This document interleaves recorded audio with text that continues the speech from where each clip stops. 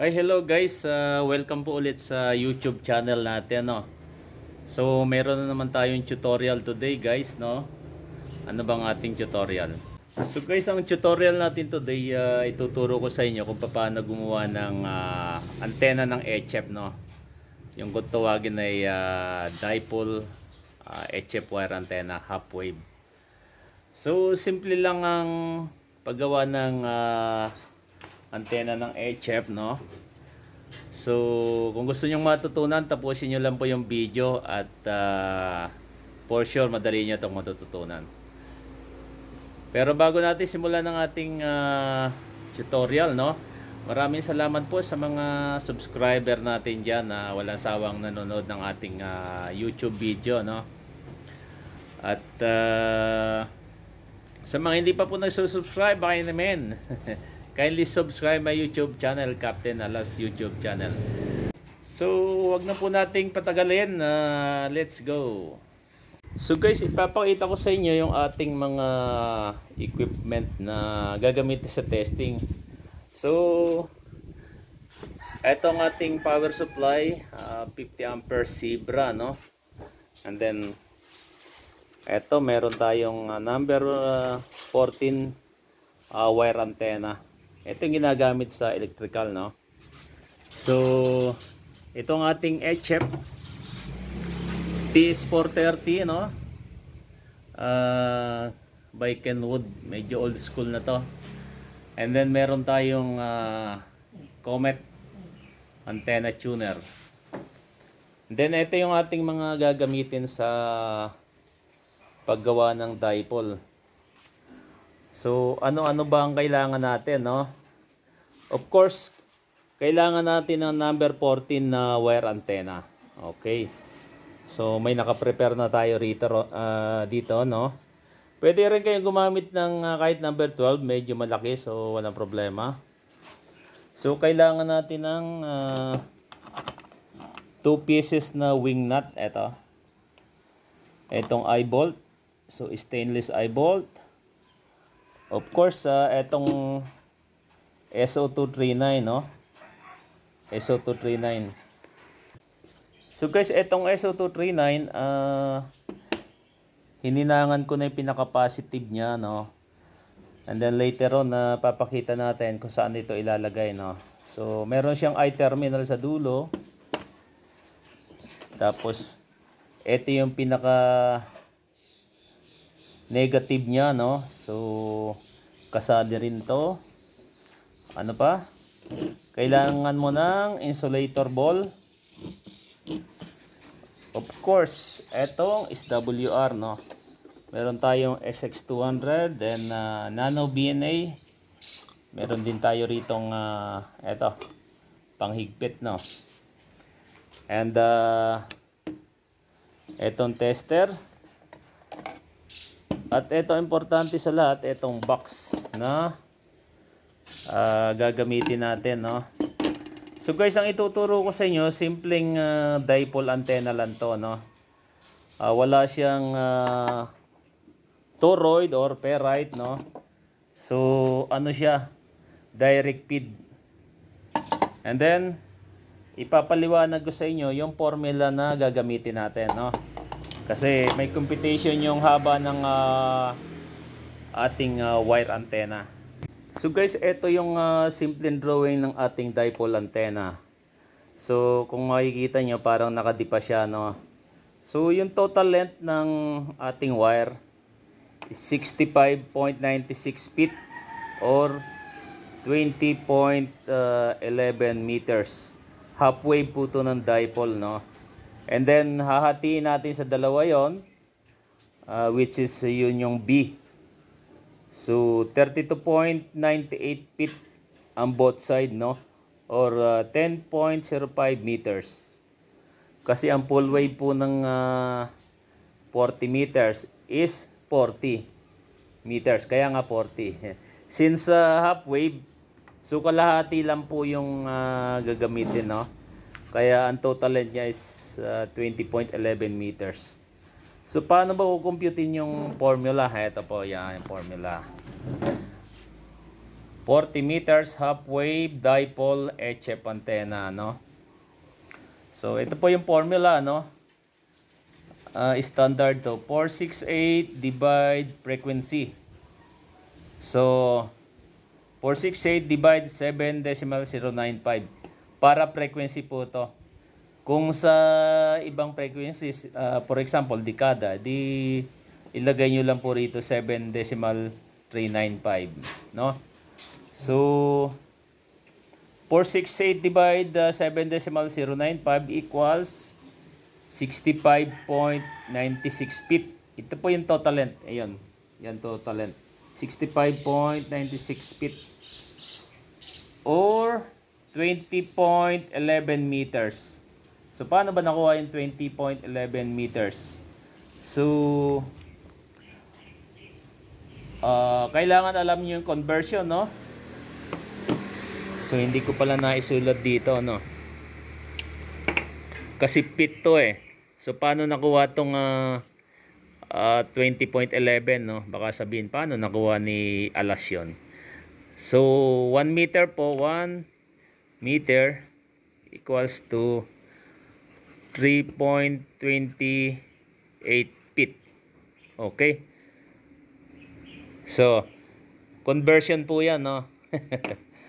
So, 1 meter is 3.28 feet. Kaya, di-divide mo to sa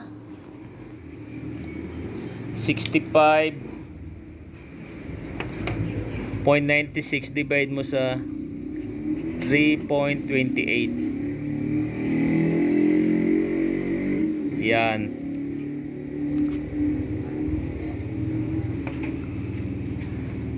Kaya nakuha natin yung 20.11. Kuha nyo? So, hatiin nyo lang po sa dalawa. Magiging 32.98 feet or 10.05 meters. Sa frequency na 7.095. So, kung gusto niyo i-tune sa ibang frequency, eh kayo na po ang bahala. Tignan natin tong tutorial ng paggawa ng simple dipole antenna, no. So, wala tong toroid or ferrite, no. So, direct feed to, no. So, ito yung unang-unang dapat meron kayo, box, no. May nabibili ito sa online sa Shopee, guys, no. And then eto may cover siya. So, pinutasan ko na to, guys. Ito, paglalagyan natin ng SO239. Ito. So, ipasok natin dito. Bago nyo pala gawin to, ihinang nyo na yung wire, no. Kasi kung saka nyo ihinang, pag nakakabit na, may pagkakataon na masusunog. So, ihinang nyo na. Ganon din yung negative. So, paano ba to gawin? Pasok nyo dito, guys. Eto, pasok dito, no? And then, isama nyo tong pinaka-negative nya. Tapos, meron siyang washer lock.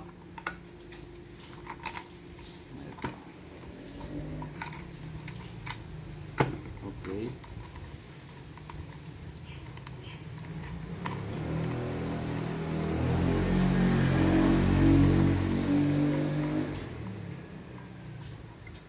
So, nasaan ang aking plies?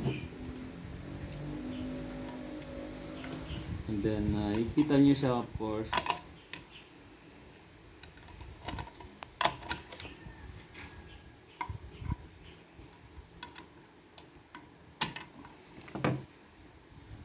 So, ayan. Ito yung SO239. So, testerin natin. Dapat meron kayong tester, no?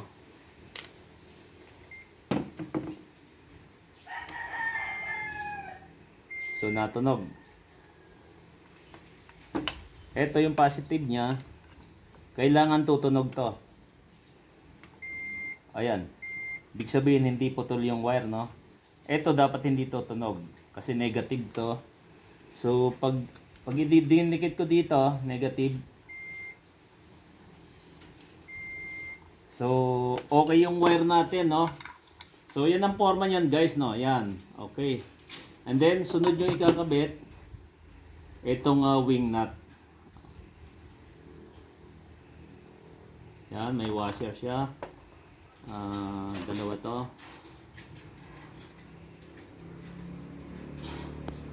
Okay.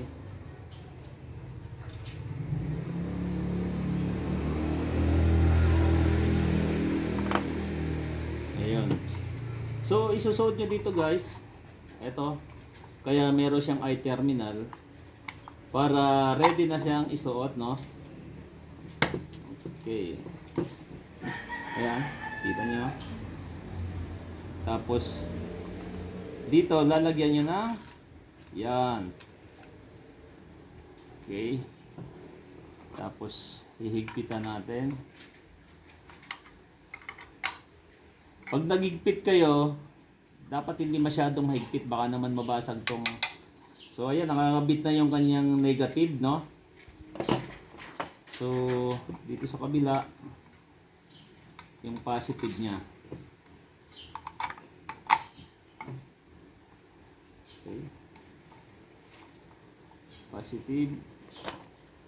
Lagyan siya ng. Okay.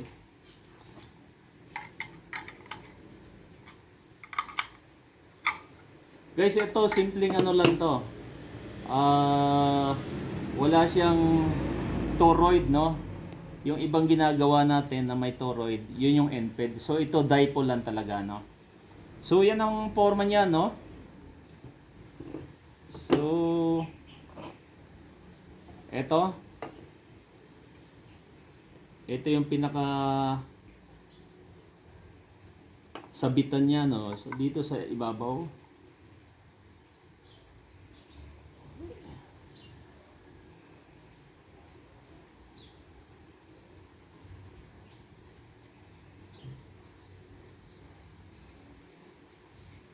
Okay. Yan. Then ito yung lock niya.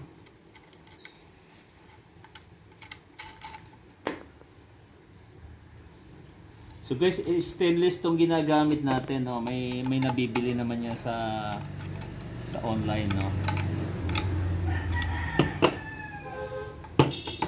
So, yan ang forma niya, no, guys. Yan. Tapos testerin natin. So natunog. Ito positive. Dapat tutunog. Okay, hindi siya grounded. Negative. Okay, natunog, no? So anong susunod nating ilagay? Of course, itong wire antenna, guys, no? So ito normally ang ginagamit natin is number 14 na electrical wire, no. So may available ako dito. Ito ang gagamitin natin, no. So guys, walang problema rito kahit magkabaligtad kayo ng kabit, no. Kasi padidipahin nyo to, eh. So ito yung ano nyo, wire, no. Ayan. So ikabit natin sa positive. Ito yung pinaka terminal niya. Lagyan natin ng etong pinaka lock, ano niya, ano bang tawag? Lock nut.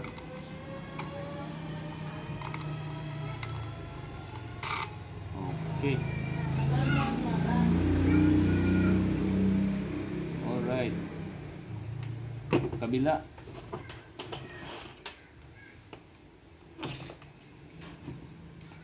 So ito guys, nasukat ko na to. Ang haba nito is 10.05 meters, no. Naka-tune siya sa 7.095 sa para frequency.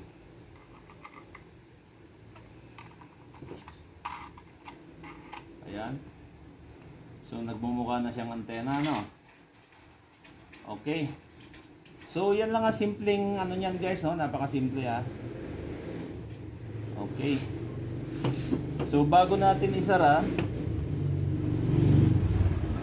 Siyempre titingnan natin kung baka may putol tong ano. Yan, balatan natin yung dulo. Kasi tetest rin natin to. Kaya isa sa dapat meron kayo is tester.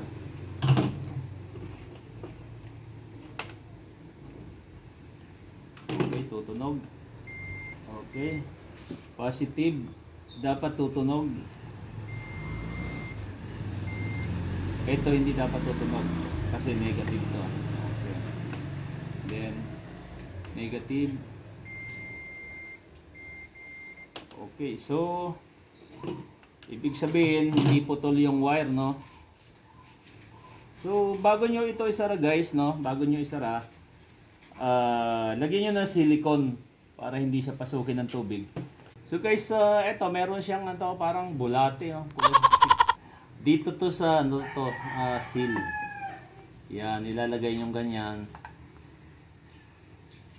Okay.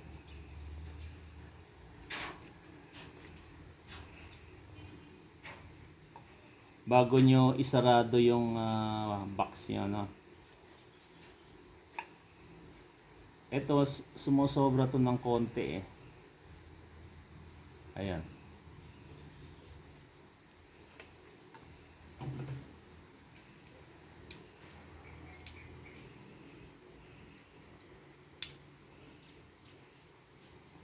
So, puputulan natin.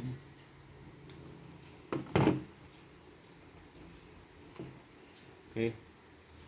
So, ayan na. So, tatakpan na natin. Kahit magkabaligtad naman yata to. Okay. Yan. So, apat ang ano niya.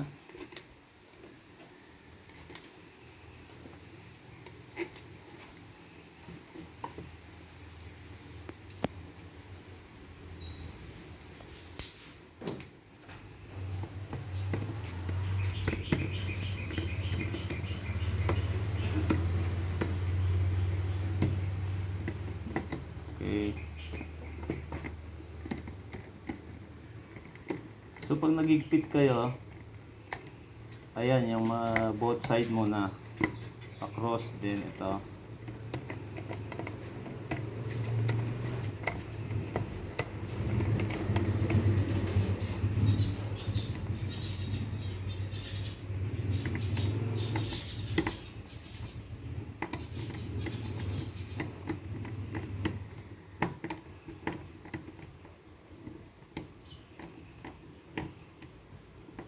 Okay.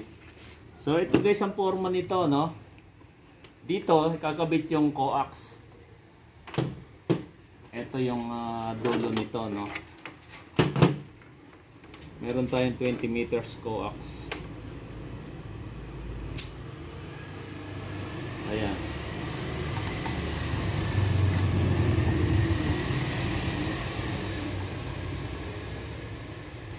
So kung final to na ikakabit nyo na sa mask nyo, no guys,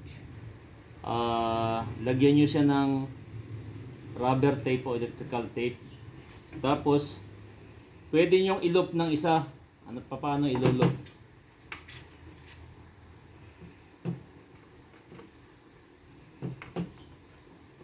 So ganyan, pwede nyo tong i-cable tie dun sa mask nyo, no? Para kung mahatak man, hindi direktang mahatak dito sa PL259. No, guys. Ayan. So ang tanong, gaano ba kataas to na ilalagay? So since dito sa area ko, kuna mo dito tayo. Dito ko lang ikakabit. Ito, dito. Hanggang sa kabilang bakod dito ko. Dito na naman dito. Ayan. So, ibabalik ko lang siya ng dalawang ganun.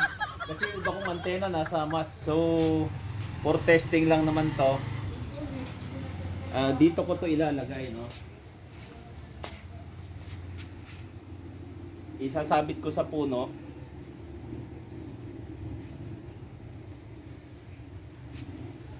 Para ipakita sa inyo na hindi kailangang mataas tong antena. Hawakan mo ba? Ayan. Hawakan mo na yan. Yung mga sundalo nga, nilalagay lang to sa puno.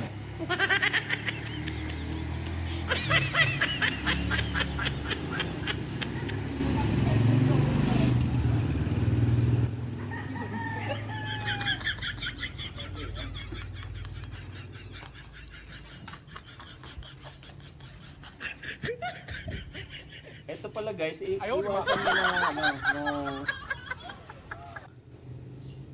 nasasabit sa mga metal object, no? Dito. Hawakan mo tong kabila, ito. Okay. So, itong kabila, ilalagay ko rito sa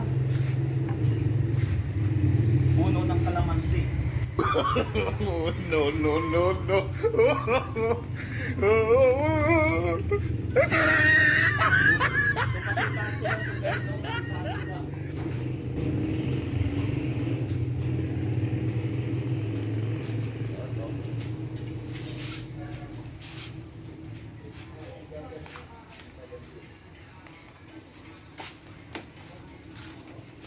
So akin na to. Oh. Dito hawakan mo nga dito. Banda. Yan.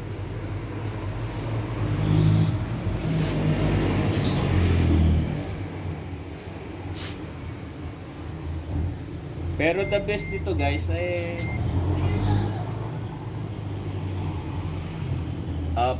medyo mataas yung pwesto niya, no?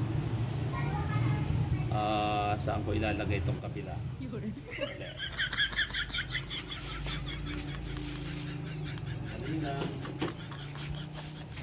So, dito ko ilalagay. Ayaw, di ma. Kukuha ako ng cable tie. Yan. So guys, pinapagalitan ako ng misis ko, magulo daw yung ano ko. Ito pala nakalimutan ko. So, ito yung insulator ball, no? Ang purpose nito para hindi dumikit sa any kind of metal, no? Ayan.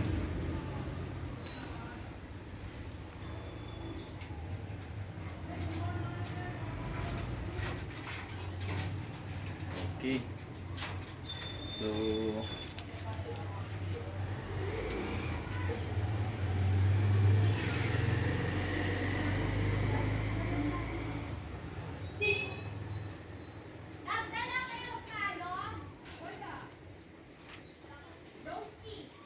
ayun. Malapit po kasi kami sa kalsada kaya may naririnig kayong kung ano-anong background, no? Ayaw, di ma. Saan yung kabilang dulo? Akin na yung kabilang dulo.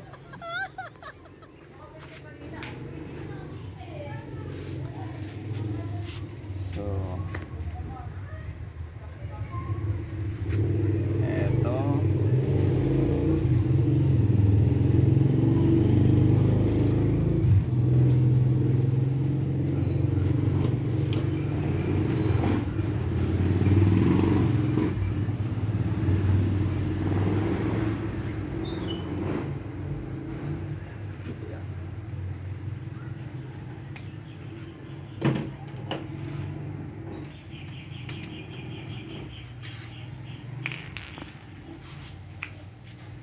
So guys, yung kabilang dito ko lang ilalagay.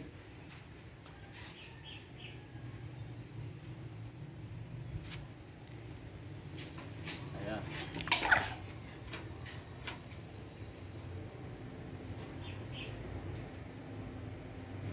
Okay. So hindi naman siya nakalapat sa metal, no?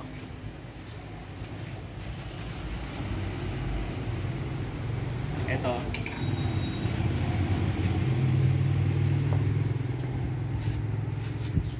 Ayan ang forma ng ating antena, oh. Ayan. So,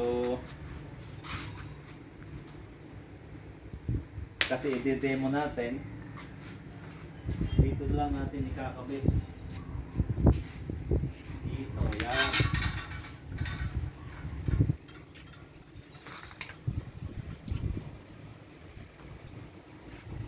Pahingin isang cable type. Putol pala to.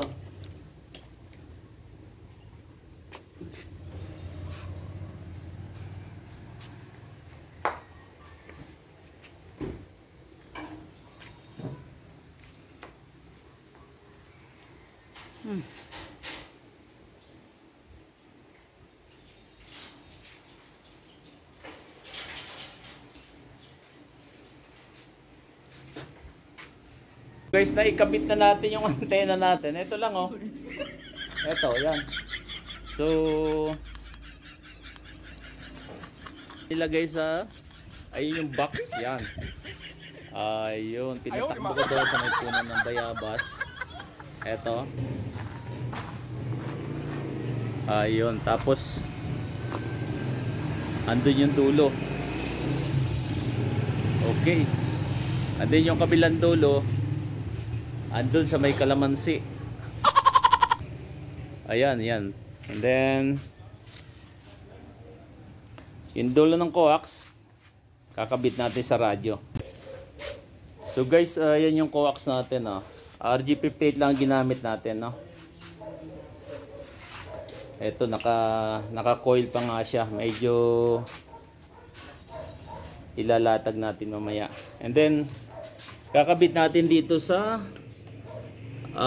tuner natin, no? May antenna tuner pala tayo. So kung wala kang tuner, direkta rito sa HF sa radio natin, no? Pero since may tuner ako, ito yung passcord tuner papunta sa radio. Then dito yung antenna 2, antenna 1. So sa antenna 1 tayo. Dalawang antena pwede rito sa tuner, no? So may selection siya. Okay. So medyo ilatag natin tong ano niya, wire niya, no?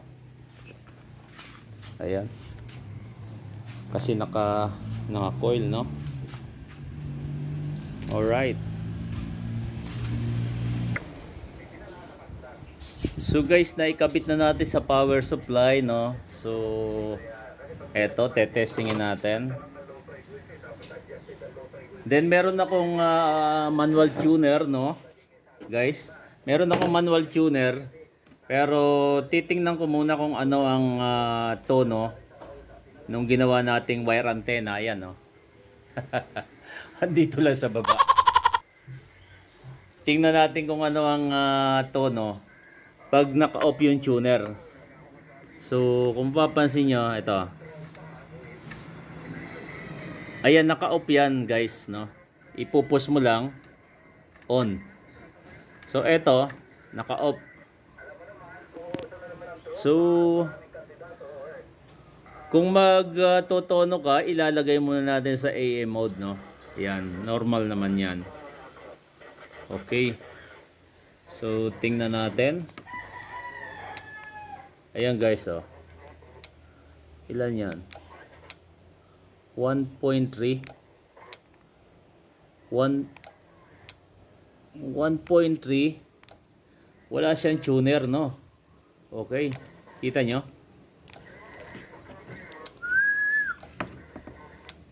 Yan. So, i-on natin yung tuner, guys. Tingnan natin. Oh, nag-flat 1 na. Ola. Ola. So umabot ng ola, almost 100, no? Flat 1. Okay. So ilagay natin sa lower sideband. Yan. Jared ba? Tito Jared, balik sa'yo. May nag-uusap. Magandang hapon dyan, Tito Rolin. Oh, yun. Ayun yun. Kalito punutin ko na muna si Kap. So guys, dito tayo sa Dekada Frequency na. Mikropono, na. Yun ni Tito Long, duyan-duyan yan. Yun, may nag-uusap, no? Michelle, salamat, Tito Rolin. Diretso na ako kay Manong Lito rin, Tito Rolin. At Try natin kumontak. si Kuya Lito. Kuya Lito, mayong hapon diya sa Mindoro, Bisaya. Ay, Kuya Kay, ganun din ang pagbati sa ilang Lakas. isang magandang hapon kung saan meron kang signal na dumarating dito na merong 25 liwanag guhit. Ikaw naman dito, hindi ko na sasabihin at alam mo na yun. Atin na lang May yung nag-uusap pa dalawa. guys, kukontak tayo ngayon. Okay, sige. Dito, May kopya ba dyan? wala ako din yung inuubra. Balikan mo si Ruben, or?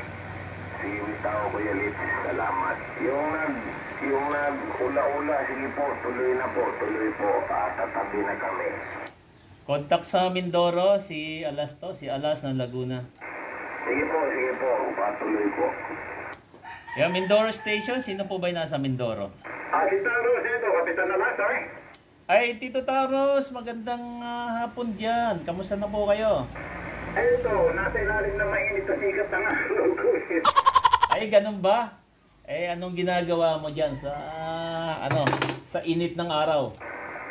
Dito para mabawasan yung puti, guhit. Oh, Tito Taros, may tinetesting akong antena eh. Andito lang to sa may, garahe. Ano bang pasok dyan? Yung signal mo rito, nasa 10 dB. Yung modulation, okay naman siya, malinaw, guhit. Video to at ipopost ko sa YouTube. Shoutout muna dyan, Tito Taurus. At hello sa mga taga-Dekada. Sige. Ayan, nandiyan si Kuya Kay. Pwede mong testingin dyan yung bar. Bakit na pala yung Kapitan na lahat? Dipole lang to, Tito Taurus, na direct feed line, no? So, wala siyang toroid. Wire antenna lang, over. Basic ka na. Ayan, marami ka naman pwedeng pag-testingan dyan. Kagaya di ako, nandiyan si Kuya Kay. Try mo doon, okay? Sige, yung pong Cagayan de Oro, kopya po ba dyan? Goel po, naririnig pero hindi ganong kalakasan. Pero naririnig po, Goel. Ang mahalaga po, abot po ang pamasahe. Si Alas po ito ng Kabuyaw, Laguna, over. Kumusta po ang kapanahonan dyan sa Kabuyaw, Laguna?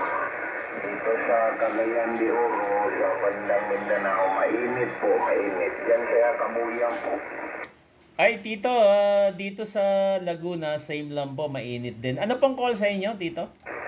Ang call sign dito po si Bisaya. Bisaya po, over. Ay, Tito Bisaya, ayun. At salamat po sa contact, 73. Rizal po, congratulations sa bago niyo pong antena bayan, over. Oh, Tito, andito lang to sa garahe ko. Pinaikot-ikot ko nga lang sa sa puno ng kalamansi at bayabas, over. Rizal po, ayos yun po. At least merong nakabitan na puno po. Sige, dito lang ako sa tabi at maraming salamat. Maayong hapon, over. Sige, salamat Bisaya at Tito Taurus, balik na sa'yo. Salamat sa contact. Tito Taurus, andyan ka pa?